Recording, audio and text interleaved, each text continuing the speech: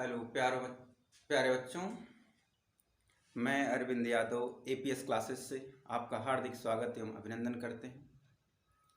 जैसा कि हम पिछले वीडियो में एंजियोस्पर्म के बारे में पढ़ रहे थे, तो आज जो है वो एंजियोस्पर्म प्लांट का रिप्रोडक्शन यानी sexual reproduction in flowering plant में की चर्चा करेंगे। और ये जो रिप्रोडक्शन का पार्ट है प्लांट में तो वैसे जन्म तीनों प्रकार का होता है।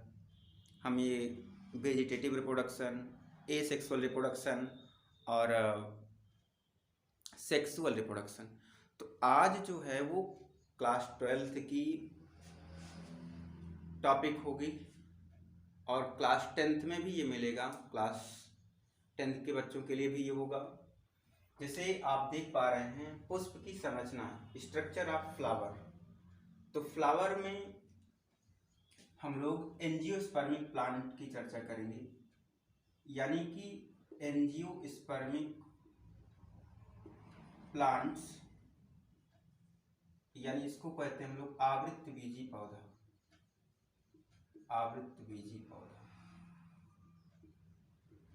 इसका मतलब ये होता है आवृत्तबीजी पौधे का कि एंजियास, यानी ग्रीक वर्ड में एंजियास का मतलब होता है क्लोज्ड, और स्पर्मा मीन्स होता है सीड। मीन्स जो इनका बीज होता है, सीड जो होता है वो अंडाशय भित्ति से ढका होता है। अंडाशय भित्ति से ढका होता है, से ढका होता है। तो ऐसे पौधों को हम लोग एंजियोस्पर्मिक प्लांट कहते हैं। फिर अब इस एंजियोस्पर्मिक प्लांट का मेन रिप्रोडक्टिव पार्ट फ्लावर होता है। हम ये कहें कि जो मुख्य रिप्रोडक्टिव पार्ट है, जननिक भाग, वो फ्लावर होता है। ठीक है ना, फ्लावर यानी कि पुष्प होते हैं, पुष्प। और पुष्प क्या है? प्ररोह तंत्र की रूपांतरित रचना, या हम ये कह सकते हैं प्ररोह तंत्र की रूपांतरित रंगीन संरचना पुष्प कहलाती है।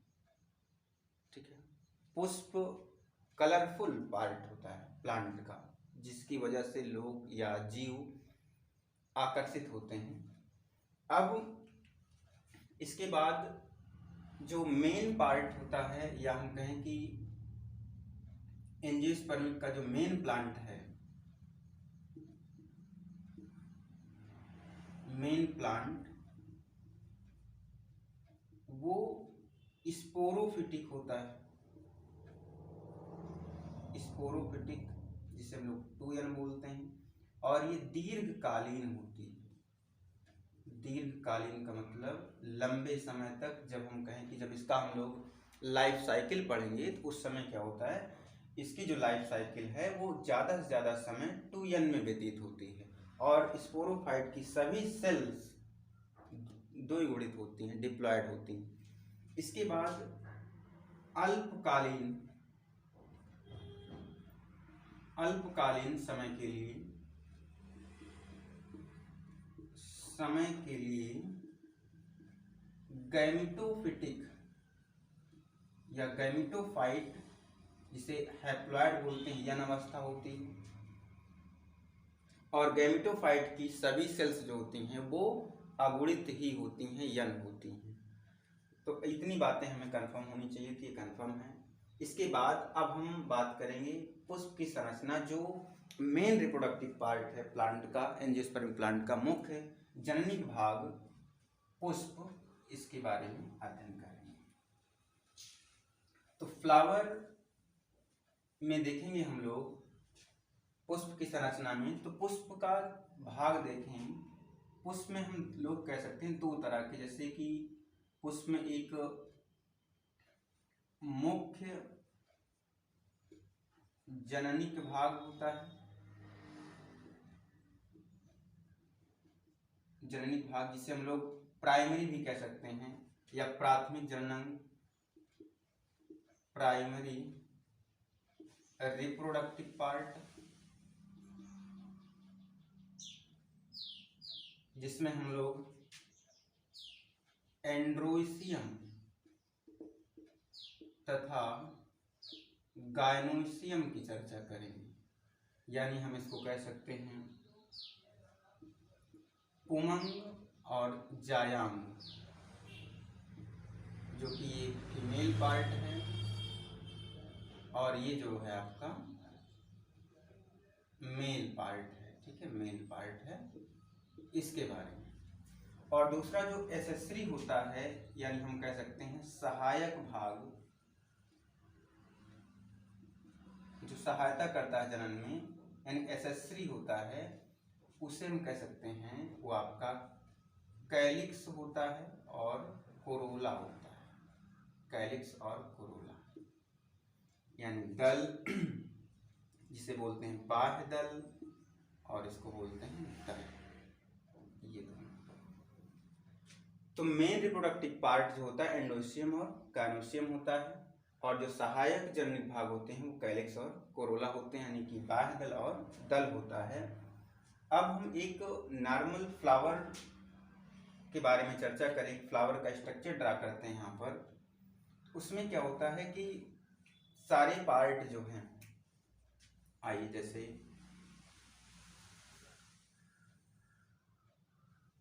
यहाँ पे थोड़ा सा ऊपर ड्रा करेंगे बड़ा सा, जिससे आपको कंफर्म क्लियर दिखाई पड़े, स्पष्ट।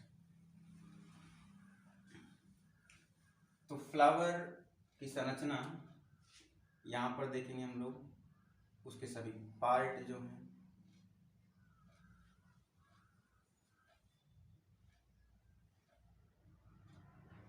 ऐसे, और यहाँ पर स्टिग्मा बना देते हैं ऐसे थोड़ा सा।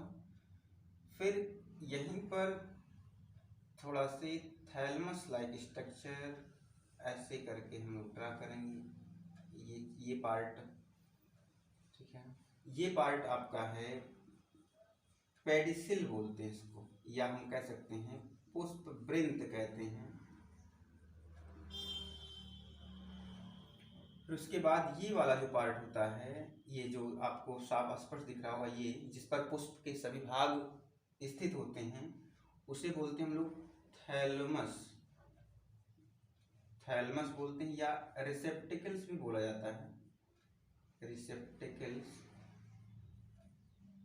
यानी इसको कहते हैं हम लोग पुष्पासन, यानी पुष्प का आसन है, जिस पर जैसे आसन लगा ना, कहते आसन लगा के बैठे हैं, जिसे, तो वही चीज है। यानी पुष्प के सभी भाग जिस पर स्थित होते हैं उसे पुष्पासन कहते हैं। और पेडिसिल क्या होता है, यानी पुष्प वृंत क्या होता है, ये डंठल होता है, यानी कि पुष्प जिस तने से, मतलब पुष्प जो है वो जहाँ, जैसे ये एक प्लांट है, यहाँ से पुष्प ऐसे, ये पुष्प, ये एक वृंत निकला और एक टहनी निकली होती है, यहाँ से फ्लावर खिलता है, ये वाला पार्ट जो फ्लावर का है, तो इसे बोलते हैं हम लोग पेडिसिल। मतलब तने से, फूल का जो भाग तने से जुड़ा रहता है उसे बोलते हैं पेडिसिल, यानी पुष्पवृंत कहते हैं। अब ये जो फूला हुआ पार्ट है, इतना हम कहें, ये वाला पार्ट जो है, इसको अभी नहीं, ऐसे। अब यहाँ पर हम लोग एंड्रोसियम की चर्चा कर लेते हैं थोड़ा सा। फिर यहीं पर ये हो गया आपका, दोनों तरफ बना देते हैं ऐसे। फिर यहाँ पर हम लोग थोड़ा सा कलर, अब मेरे पास तो भाई एक ही है, ये जो है आपका कोरोला। ये जो पार्ट आपको ऐसे कुछ लग रहा होगा कि फ्लावर ही है, इसे बोलते हैं कोरोला। कोरोला हो गया। अब इसी में आपको कुछ इस तरह से स्ट्रक्चर नजर आएंगे, फ्लावर में आप देखे भी होंगे। तो ये वाला जो पार्ट है, इसको हम थोड़ा सा मतलब ब्लैक या ब्लू कर दे रहे हैं, थोड़ा सा डार्क, जिससे आपको अलग लगे ये कुछ, ये वाला स्ट्रक्चर। तो ये वाला जो स्ट्रक्चर है, इसको बोलते हैं हम लोग कैलिक्स, ठीक है ना, कैलिक्स, इसे कहते हैं बाह्य दल, ठीक है ना, बाह्य दल कहते हैं। और ये जो होता है आपका दल होता है, ठीक है, दल, ऐसे। अब इसके बाद ये जो परागकोश होता है, जिसमें परागकण बनते हैं, इसे बोलते हैं एंथर। एंथर, यानी इसको कहते हैं परागकोश। ये परागकोश है। और ये जो परागकोश जहाँ से जुड़ा हुआ जो पतले तंतु धागे जैसी रचना जो गई है, इसे कहते हैं हम लोग फिलामेंट। फिलामेंट बोलते हैं, यानी कि तंतु, या हम कहते हैं पुतंतु। देखो जैसे पुंकेसर है, स्टेमन है, तो पुंकेसर से पुतंतु मतलब वो जिस धागे से जुड़ा है उसे कहते हैं पुतंतु। ठीक है सर। अब आते हैं फीमेल पार्ट में, एक प्रकार से फ्लावर का ये जो पार्ट होता है, यानी कि जो फूला हुआ पार्ट है, मतलब हम कहें ये इतना, ये पार्ट जो है आपका ये फूला हुआ, इसे कहते हैं ओवरी। ठीक है ना, इधर इसको ड्रा करते हैं ओवरी। ओवरी क्या होती है? अंडाशय जिसे कहते हैं, अंडाशय। और उसके बाद ये पतला बेलनाकार जो भाग है इसे कहते हैं स्टाइल, जिसे कहते हैं वर्तिका। ठीक है ना, वर्तिका। और ये जो ऊपर का पार्ट है, ये वाला पार्ट, इसे इधर देखते हैं हम लोग, ये है स्टिग्मा। स्टिग्मा, वर्तिकाग्र कहते हैं इसको, वर्तिकाग्र, यानी जिस पर पॉलन ग्रेन आके पड़ता है और एक पॉलन ट्यूब बनाता हुआ सीधे ओवरी के अंदर प्रवेश करता है। ये वाला, ये एक नॉर्मल फ्लावर का स्ट्रक्चर है, जिसमें आपको नॉर्मली सभी पार्ट जो फ्लावर के मेन पार्ट होते हैं, कैलिक्स, कोरोला, एंड्रोसियम, गायनोसियम, वो आपको यहाँ पर सभी स्पष्ट दिख रहे हैं। अब इसमें सभी के फंक्शन देख लेते हैं हम लोग। क्या होता है कि जो ये पेडिसिल है, फूल को हम कहते हैं सहारा प्रदान करता है, जो पौधे के तने से जुड़ा हुआ होता है। ठीक है, उसे पेडिसिल यानी पुष्पवृंत कहते हैं। और ये जो थैलमस है, रिसेप्टिकल है, पुष्पासन है, यानी कि ये क्या करता है, एक प्रकार से सुरक्षात्मक कवच है, सुरक्षा का कार्य करता है। यानी कि जितने भी पार्ट हैं सब इसी पर स्थित हैं, इसलिए इसे सुरक्षा के रूप में कहा जाता है, ये सुरक्षात्मक कवच है। फिर उसके बाद हम लोग आते हैं कैलिक्स पर। कैलिक्स जो है, अब यहाँ पे चक्र की बात करें, आपको दिख रहा होगा सबसे पहला जो चक्र होता है, यहाँ पर हम बात करें, जैसे यहाँ पर ड्रा करते हैं आपके लिए थोड़ा सा, पुष्प का जो पहला चक्र है, पहला चक्र वो होता है कैलिक्स। और जो दूसरा होता है वो है आपका कोरोला। और जो तीसरा होता है वो है एंड्रोसियम।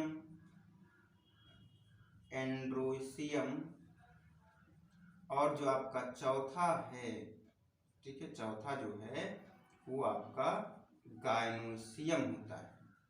यानी ये चीज देख लो, मतलब ये बातें याद रखनी है आपको कि हम बाहर से चर्चा करें, जैसे कैलिक्स हो गया, फिर ये जो पंखुड़ी मतलब जो पेटल्स होती हैं, ये आपके दल जो होते हैं, ये कोरोला, ये आपका दूसरा हो गया। तीसरा जो ये वाला पार्ट निकला हुआ है, ये एंथर फिलामेंट से जो आपके थैलेमस से जुड़ा हुआ है, एंडोसियम। और जो सबसे अंदर का अंतिम पार्ट होता है, फीमेल पार्ट जिसे हम लोग कहते हैं, वो आपका ये वाला पार्ट है, जिसमें स्टिग्मा, स्टाइल और ओवरी तीनों को मिला करके कहा गया वो गायनोसियम है आपका। ठीक है, ये जब अंदर से चलेंगे तो आपका ये रहेगा सबसे, फिर अंदर का, जब अंदर से बातें आएंगी तब आप ये बोलेंगे कि gynoecium is the first hold, पहला चक्र जो गायनोसियम का, दूसरा एंडोसियम का, तीसरा कोरोला का और चौथा कैलिक्स का। लेकिन बाहर से पढ़ेंगे उसको तो कैलिक्स, कोरोला, एंडोसियम और गायनोसियम होता है। आप लोग एक बार इसका स्क्रीनशॉट लेना चाहें तो वो ले लें। तब इसके बाद हम इनके एक एक फंक्शन की, इनकी यूनिट की चर्चा करते हैं कि इनकी इकाई क्या होती है, कैसे होता है, इनके फंक्शन क्या हैं, आगे देखते हैं।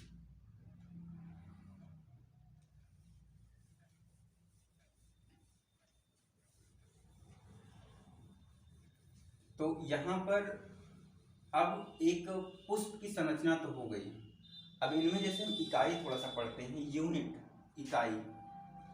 तो इकाई के लिए ये होता है, जैसे हम कहें कैलिक्स है हमारे पास, कैलिक्स है, कोरोला है, और एक आता है पेरियंथ। पेरियंथ, जिसे कहते हैं परिदल। परिदल पेरियंथ की इकाई को हम लोग कहते हैं टेपल, ठीक है ना, इसको याद रखिएगा, टेपल कहते हैं इसको। ये टेपल है। और जो कोरोला की इकाई होती है वो होती है पेटल्स, ठीक है। और जो कैलिक्स की इकाई होती है वो है सेपल्स। मतलब सेपल क्या है, ये हम ये कहते हैं जो कैलिक्स होता है वो होल ऑफ सेपल्स होता है। मतलब कैलिक्स, जैसे हम कहें कि कैलिक्स क्या है, अगर जैसे कैलिक्स एक ग्रुप है किसका, सेपल का। कोरोला क्या है, एक ग्रुप है पेटल्स का। टेपल क्या है, मतलब जो पेरियंथ है वो टेपल का ग्रुप है। अब ये पेरियंथ के लिए, पेरियंथ में क्या होता है, इसमें कैलिक्स प्लस कोरोला मिला करके बनता है पेरियंथ, ठीक है, पेरियंथ बनता है, परिदल बनता है।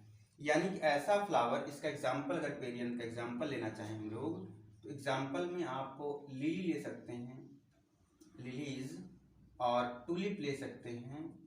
ये पेरियंथ फ्लावर है। मीन्स इसमें क्या होता है, जो कैलिक्स और कोरोला होता है उसको आप अलग अलग नहीं बांट सकते हो। मतलब ये कहें कि भाई कैलिक्स तो आपका ग्रीन पार्ट में है, फोटोसिंथेसिस करेगा, कोरोला दूसरे रंग में है, लाल है, हरा, नीला, पीला, काला, कुछ भी है, तो वो जो है कीटों को अपनी ओर, अपने रंग की वजह से जीवों को अपनी ओर आकर्षित करेगा, ठीक है। तो ऐसे जो लिलीज, कुछ लिली हैं, कुमुदनी जो है, ये टुलिप जो है, ये क्या होते हैं कि इनमें आप कैलिक्स को, कोरोला को अलग नहीं कर पाओगे।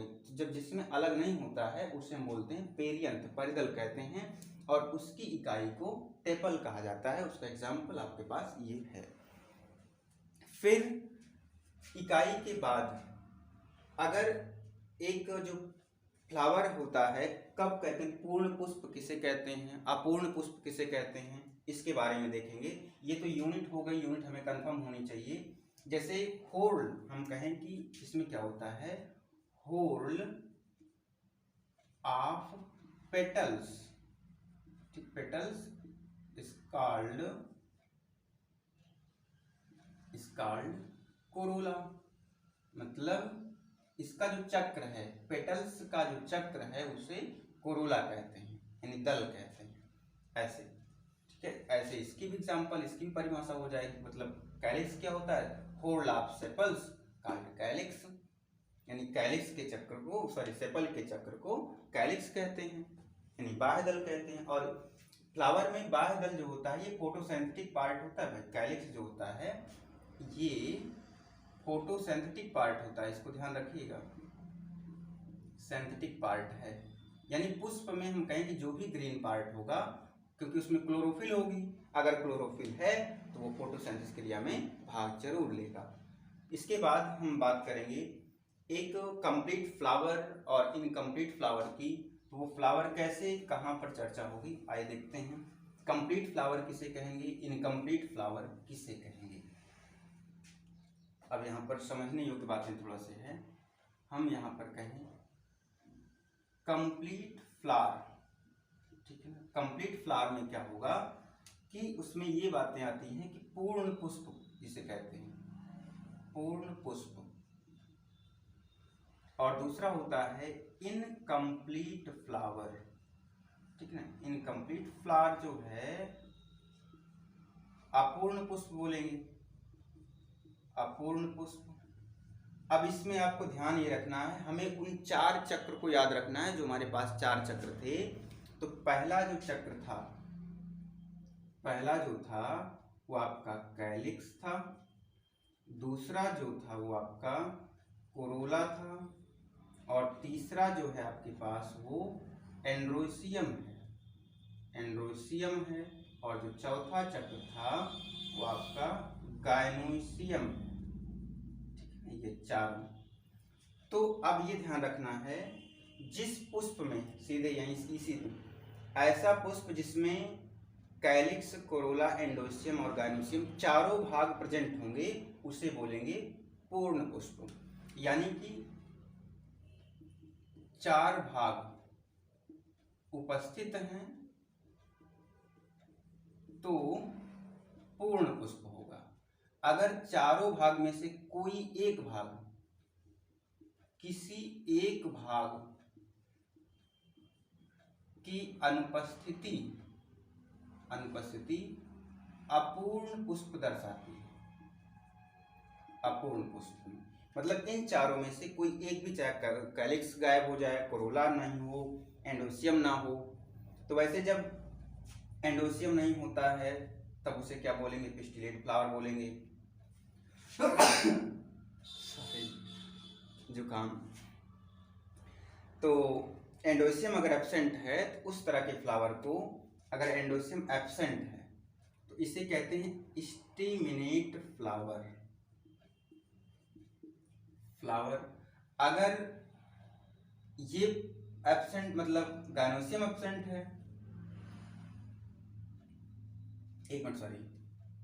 अगर एंडोसियम एब्सेंट है तो उसको बोलेंगे पिस्टिलेट फ्लावर। Pistillate flower. अगर गायनोसियम एब्सेंट है तो उसे बोलेंगे स्टेमिनेट फ्लावर। ठीक है, ये बातें ध्यान रखनी।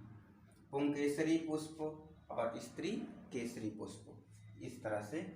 तो आपको कंप्लीट फ्लावर यानी पूर्ण पुष्प और इनकम्प्लीट फ्लावर अपूर्ण पुष्प, तो ये 4 चक्र हमें याद रखना है। पहला चक्र कैलिक्स, दूसरा कोरोला, तीसरा एंडोसियम, चौथा गायनोसियम। तो इनमें चारों की उपस्थिति कंप्लीट फ्लावर पूर्ण पुष्प, अगर चारों में से कोई एक भाग अनुपस्थित तो आपका वो अपूर्ण पुष्प। अब इसके बाद जो है थोड़ा से, जो पुष्प का मेन रिप्रोडक्टिव पार्ट होता है उसमें वो किससे मिलकर के बनता है उसके बारे में हम जानकारी कर लेते हैं। क्योंकि जब हम लोग इसके आगे का मैटर जब सॉल्व करेंगे, पढ़ेंगे, रिप्रोडक्शन का पार्ट यानी कि जो पॉलिनेशन की प्रक्रिया पढ़नी है, गैमीट फॉर्मेशन करना है, वो हमें स्टेमन से और पिस्टिल या कार्पल या गायनोसियम से उनकी चर्चा करनी है। तो अगर हम कहें एंथर प्लस या एंथर के साथ क्या हो, फिलामेंट हो यानी तंतु, तब उसे बोलते हैं हम लोग ये स्टेमन है। ठीक है, स्टेमन है, पुंकेसर है। स्टेमन को क्या बोलेंगे? पुंकेसर कहते हैं। अब जब ग्रुप ऑफ या होल्ड ऑफ स्टेमन हो